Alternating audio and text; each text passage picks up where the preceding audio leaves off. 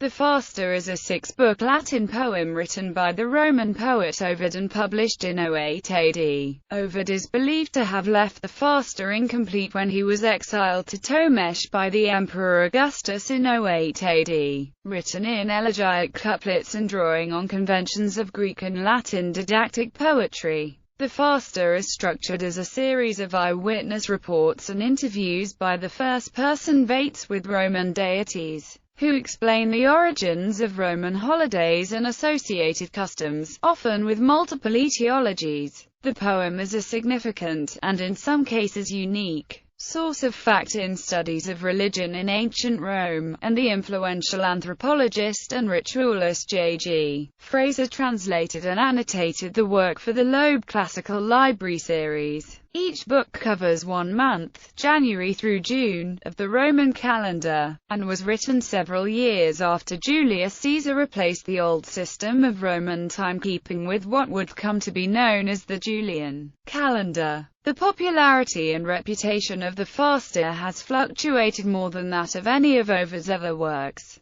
The poem was widely read in the 15th–18th centuries, and influenced a number of mythological paintings in the tradition of Western art. However, as one scholar has observed throughout the 20th century, anthropologists and students of Roman religion found it full of errors, an inadequate and unreliable source for Roman cultic practice and belief. Literary critics have generally regarded the Fasta as an artistic failure. Subsequently, from the late 1980s, the work has enjoyed a revival of scholarly interest, and has been published in several new English translations. Ovid was exiled from Rome for his subversive treatment of Augustus. Yet, the Fasta continues this treatment, which has led to the emergence of an argument in academia for treating the Fasta as a politically weighted work composition. Only the 6 books which concern the first 6 months of the year are extant. It may be that Ovid never finished it, that the remaining half is simply lost, or that only 6 books were intended. Ovid apparently worked on the poem while he was in exile at Tomish. The Tristia, a collection of elegiac letters on the poet's exile, mentions the Fasta, and that its completion had been interrupted by his banishment from Rome. Ovid also mentions that he had written the entire work, and finished revising 6 books. However, no ancient source quotes even a fragment from the supposedly 6 missing books. The Fasta is dedicated to Germanicus, a high-ranking member of the Emperor Augustus's family. These circumstances have led some to speculate that the poem was written on religious, patriotic, and antiquarian themes in order to improve Ovid's standing with the rulers of Rome and secure his release from exile. Poetic Models. The earliest classical calendrical poem which might have inspired Ovid is the Works and Days of Hesiod, which includes mythological lore, astronomical observations, and an agricultural calendar. For the astronomical sections, Ovid was preceded by Aratus of phenomena as well as lost poetry on constellations and probably Germanicus' adaptation of Aratus. The most significant influence on Ovid were the Roman Fasta, the Roman calendrical lists, which included dates, notices of festivals, ritual prohibitions and prescriptions, anniversaries of important events, and sometimes etiological material. Ovid often mentions consulting these calendars, such as his reference at 1.11 to Pictus Fastos and his references to the actual annotation marks of the calendar. The most important of these calendars for Ovid were probably the Fasta Praenestini, a contemporary calendar constructed and annotated by the grammarian Varius Flaccus, whose fragments include much ritual material that can be found in Ovid's poem. The concept of putting these calendars into verse, however, seems to be a uniquely Ovidian concept. Besides his use of calendars and astronomical poetry, Ovid's multi-generic, digressive narrative in learned poem depends on the full range of ancient poetry and prose. In this, one of the most important works for Ovid was Callimachus Oetia, the use of divine interlocutors, elegiac meter, various generic registers, and a focus on explaining the origins of customs and festivals are all significant features of Callimachus' work. The fourth book of Propertius, who claimed to be the Roman Callimachus, might also be a model since it also deals with etiologies of Roman customs and myths. His etymologizing implies an interest in Roman antiquarianism, particularly the works of Varro on etymology and Roman religion.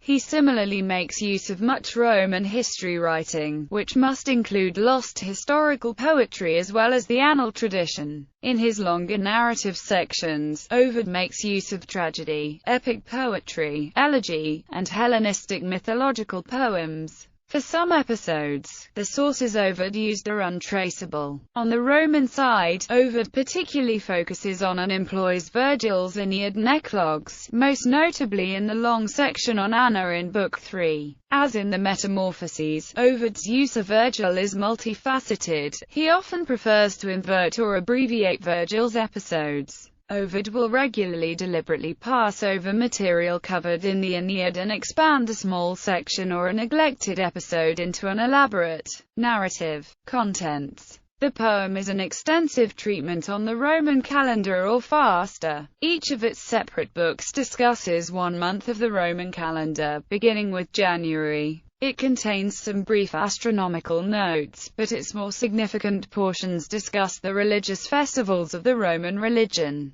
the rites performed upon them, and their mythological explanations. These explanations preserve much mythological and religious lore that would have otherwise been lost. January, the first book, opens with a prologue which contains a dedication of the poem to Germanicus, Ovid's Recusatia, and a description of the poem's theme as the Roman calendar, festivals, and annual astronomical events, followed by a discussion of Romulus and Numa's invention of the Roman calendar. The first episode is an interview between the poet and the god Janus about the details of his nature as primal creator, history, iconography, and festival on the calends of January. The second long episode describes the Agonalia, the etiologies of sacrificial animals, the story of Aristaeus, and the story of Lotus and Priapus. The third episode for the Carmentalia discusses the exile of Evander to Latium, the prophecy of his mother Carmentis about Aeneas, Augustus, and Livia, and the myth of Hercules and Cacus, ending with the praise of the family of Augustus. The end of the book talks about the festival of Concordia, the movable cementive with a prayer for agricultural productivity, and the feast of the Arapaces. February. Ovid opens Book 2 with an etymological derivation of February from Febu. He continues relating several shorter narratives, including the stories of Arion and the dolphin, Augustus' assumption of the title Pater Patriae, the myth of Callisto, the fall of the Fabii at the Battle of Cremera, and the fable of the constellations of the Raven, Snake, and Crater. The next long section in the book discusses the festival of the Lupercalia. The poet etiologizes the nakedness of the Luperci with a story of Faunus' sexual humiliation when he tries to rape Hercules dressed as Omphale, the story of Remus's defeat of cattle rustlers. The narrative of the she-wolf suckling Romulus and Remus is also included. Lines 475 to 532 describe Romulus of transformation into Quirinus, which is followed by the narrative of Lara in connection to the Feralia. The final extensive section describing the Regifugium describes the legends associated with the fall of the Tarquins, Lucretia's rape and suicide, and Brutus' revenge. March. The third book is dedicated by Ovid to Mars, the patron of the month. In connection to the god, the poet narrates the rape of Silvia, the birth and discovery of Romulus and Remus, and ends with a discussion of March as the former first month of the year. Next, the poet interviews Mars, who tells the story of the rape of the Sabine women to explain why women worship him, and of Numa's capture of Jupiter and the gift of the ritual shields, the Ancilia, and the introduction of the Soli. Next, Ovid relates two short narratives. The story of Romulus Asylum and the Temple of Jupiter Veavis and Ariadne's complaint of unfaithfulness to Bacchus and subsequent enskymenters. Ariadne's crown. A long section describes the feast of Anna Perenna on the Ides, focusing on the story of the Virgilian Anna's escape from Carthage and journey to Italy where she becomes the River Numicius. The legend of Anna's deceit of Mars when he attempted to woo Minerva, and ending with a note on the murder of Caesar. The end of the month includes the legends of Bacchus, a discovery of honey for the Liberalia, a prayer to Minerva for the Quinquatrus, and the story of Phrixus and Hell for the Tubulastrium. April begins with the appearance of Venus, who chides Ovid for his abandonment of erotic elegy. Ovid goes on to trace the genealogy of the Roman kings and Augustus from Venus and ends with her celebration of Venus as the goddess of creation. The first long episode of the book is the festival of the Magna Mater, the Ludi Megalenses. For this festival, Ovid recounts the birth of Rhea's children, the castration of Attis, the goddess transfer to Rome, and the story of Claudia Cunta. The next narrative, which is the longest and most elaborate in the Fasti, describes the Cerealia and the rape of Persephone, the wandering of Ceres, and the return of Persephone to Olympus. The next extended section is regarding the festival of the Perilia, which includes agricultural prayers, etiologies of customs, and the story of the founding augury and death of Remus. The final sections tell the story of Mezentius in connection to the Vinalia and include an agricultural prayer on the Robigalia. This book opens with the presentation by the Muses of 3 etymologies for the name of the month. The goddess Maestas, the Roman elders, and Maia, the mother of Mercury. Ovid is unable to decide on a correct etymology. In the next section, the goddess Flora appears and discusses her origin, her help in Juno's conceiving of a child, and the political origin of her games. The next notable narrative discusses the rituals of the Lemuria and the funeral of Remus. The birth of Orion from the urine of the gods comes next. This is followed by the origin of the Temple of Mars altar, the end of human sacrifice at Rome, the worship of Mercury, and the death of Castor and Pollux. June. The 6th book begins with a prologue in which the goddesses Juno and Juventus dispute over which goddess the month is named after. Ovid goes on to relate the story of the affair of Carna, the goddess of hinges, and Janus, as well as the story of how Procre was defended from murderous owls by Crani. The next large narrative is the discussion of iconography and etiology of the Vestalia, the festival of Vesta, the cosmic identification of Vesta with the earth, the story of Priapus, attempted rape, the origin of the altar of Jupiter Pisteris in the Gallic invasion of Rome, and the rescue of the Palladium by Metellus in a fire at the temple are recounted. A short astronomical notice precedes the long discussion of the Matralia, in which Ovid explains the origin of the cult of Mater Matuta, who, as Zeno, journeyed to Italy and was made a goddess.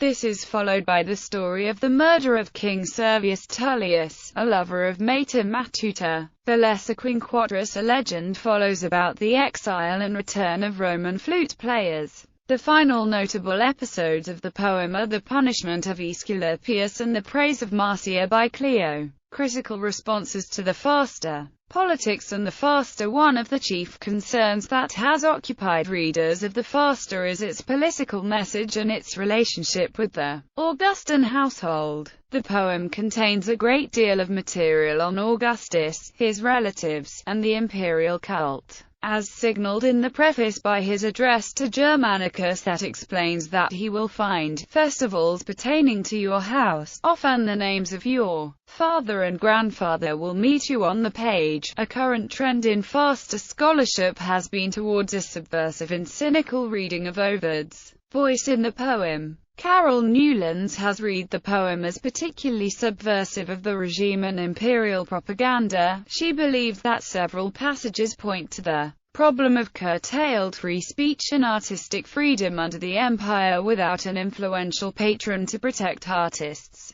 She points out that Ovid seems to use divine interlocutors and especially divine disagreements to avoid authority and responsibility for the poem's statements. That there is an inherent and destabilizing tension with the presence of traditional Roman matrony in an elegiac poem, and that Ovid often uses astronomical notices and undermining narrative juxtapositions as a way of subverting seemingly encomiastic episodes. Earlier scholars posited that the imperial festivals are actually the central focus of the poem, embedded in an elaborated frame of charming stories, which serve to draw attention to the serious imperial narratives, a concept which Herbert Brown argues against, while taking a less subversifying position than Newlands. Brown argues that Ovid's main consideration is versifying the calendar, although some sections may be subversive. Brown believes that for the most part Ovid's poem harmonizes with imperial ideology in an attempt to gain favor with the imperial household from exile. Seemingly problematic passages reflect mythological ambiguities that Ovid is playing with rather than subversion of the imperial family, and his burlesque treatments of religion are part of an established Roman attitude.